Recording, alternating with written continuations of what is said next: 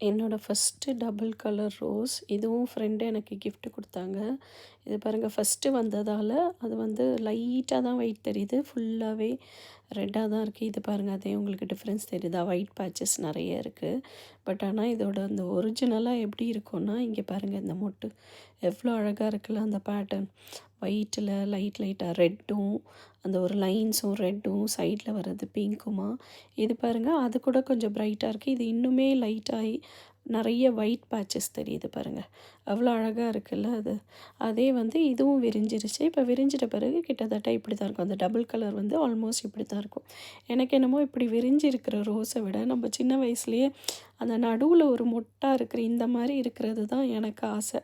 உங்களுக்கெல்லாம் எப்படி பிடிக்கும்னு சொல்லுங்கள். அது என்னமோ இதுலேயே ஒரு அழகு தான். அந்த நடுவில் மொட்டோடு இருக்கிறப்ப அந்த ரோஸ் அதுதான் அந்த ரோஸுன்ற மாதிரி மைண்ட் செட்டோ என்னன்னு தெரியல. உங்களுக்கு எப்படி பிடிக்கும்?